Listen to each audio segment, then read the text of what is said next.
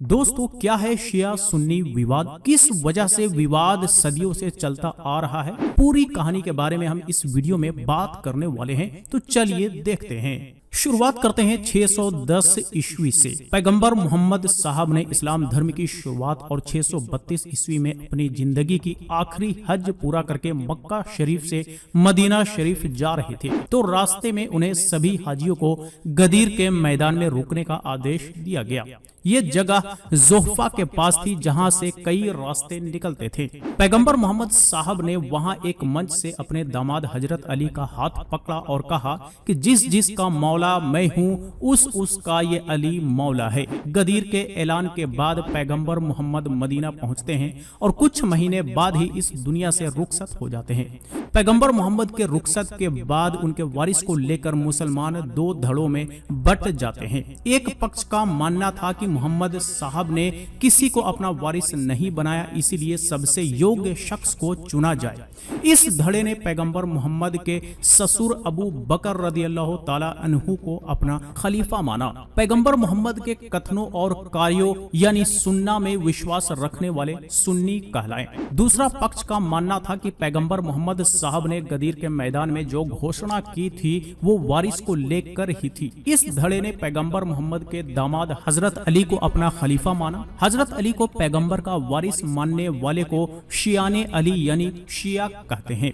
यहीं से शिया सुन्नी का मतभेद शुरू हुआ। मजलिसे शुरा यानी कि एडवाइजरी कमेटी ने पैगंबर मोहम्मद साहब के ससुर अबू बकर को मेरिट के आधार पर पहला खलीफा चुना, जिसे ज्यादातर मुस्लिमों ने स्वीकार भी किया। हजरत अबू बकर के बाद हजरत उमर, उनके बाद हजरत उस्मान और फिर 1556 ईस्वी में हजरत अली को खलीफा बनाया गया।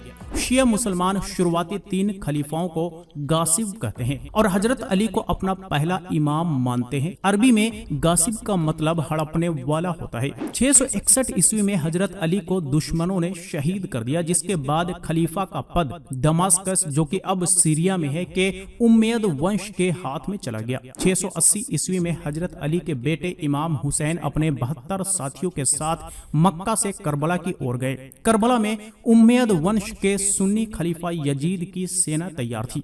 10 दिन के संघर्ष के बाद इमाम हुसैन और उनके साथी को शहीद कर दिया गया। करबला के जंग के बाद सुन्नी खलीफाओं को ये लगने लगा कि शिया फिर से बगावत कर सकते हैं। इसी वजह से सुन्नी खलीफाओं ने शियाओं पर चढ़ाई कर दी। यहीं से शिया और सुन्नी के बीच असल मायने में दूरियां बढ़ने लगी। अब आते हैं 1500 ईस्वी में, जहां से वर्चस्व की जंग की शुरुआत हुई। 1500 ईस्वी यानी कि इस्लामिक शासन की शुरुआती 9 सदी तक ज्यादातर इस्लामी देशों में सुन्नियों की सत्ता रही। शियाओं का कहीं शासन नहीं था। 1501 में पर्शिया, जो कि अब ईरान में है, सफावीद वंश स्थापित हुआ। सफावीदों ने शिया इस्लाम को स्टेटस रिलीजन घोषित कर दिया, जिसके बाद पहली बार शिया मुस्लिम भी सत्ता में आ गए। सुन्नी खलीफाओं के ऑटोमन साम्राज्य, जिसका केंद्र तुर्की था, के साथ सफावीदों, जिसका केंद्र ईरान, की करीब 200 साल तक जंग चलती रही। 17वीं सदी तक इन वंशों का प्रभाव फीका पड़ने लगा, लेकिन इसका असर आज भी भौगोलिक विस्तार से देखा जा सकता है। शिया बहुल देश की बात करें तो ईरान, इराक, अजरबैजान और बहरीन तक ही सीमित है, लेकिन सुन्नी बहुल देशों की बात करें तो Saudi Arabia, UAE, Indonesia, Pakistan, Bharat समेत 40 से भी ज्यादा देश हैं। अब आते हैं शिया सुन्नी के आधुनिक संघर्ष की नींव पर। तो 1941 में शिया बहुल ईरान में शाह रजा पहलवी गद्दी पर बैठे। वो शिया इस्लाम को मानते थे, लेकिन उन पर अमेरिका का पिट्ठू होने का आरोप भी लगे। शियाओं के धार्मिक नेता अयतुल्लाह रूहुल्लाह खोमैनी ने भी इसका जमकर विरोध किया, जिसके बाद खोमैनी को निर्वासित कर दिया गया।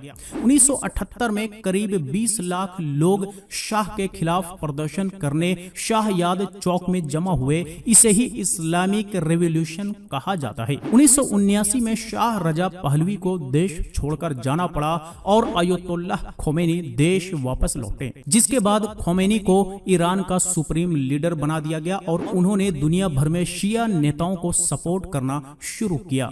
अब बात करते हैं शिया सुन्नी के बीच कट्टर संघर्ष के दौर के बारे में, यानी कि 1980 के दौर के बारे में।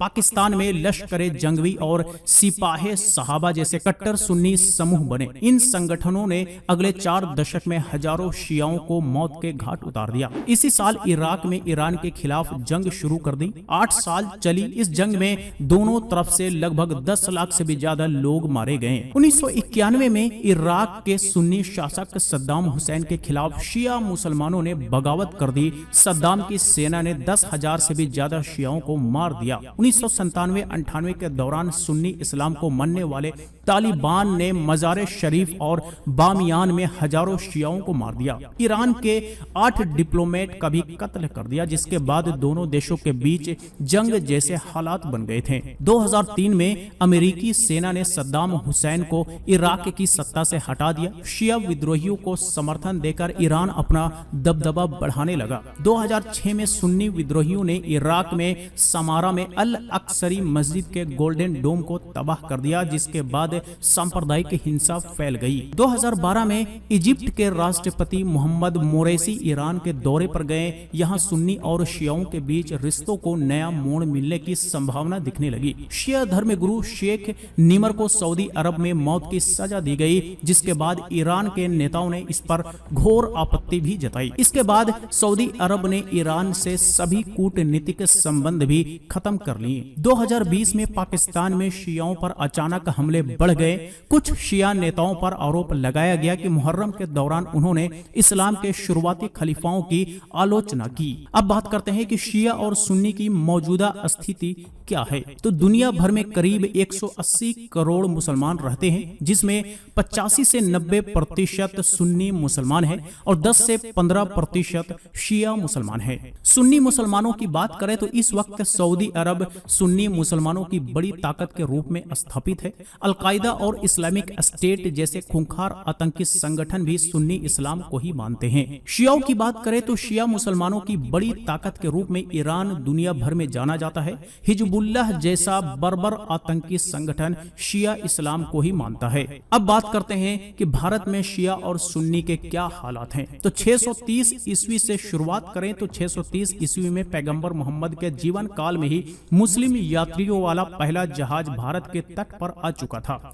8वीं सदी में मोहम्मद बिन कासिम की अगुवाई में अरब सेना ने सिंध प्रांत, जो कि वर्तमान में पाकिस्तान है, पर जीत दर्ज की, जिसके बाद के दिनों में भारत में इस्लाम तेजी से फैला। भारत में करीब 20 करोड़ मुस्लिम रहते हैं, जिसमें 80% सुन्नी और 15% शिया और 5% बोहरा और अहमदिया जैसे अन्य धड़े मुस्लिम रहते हैं।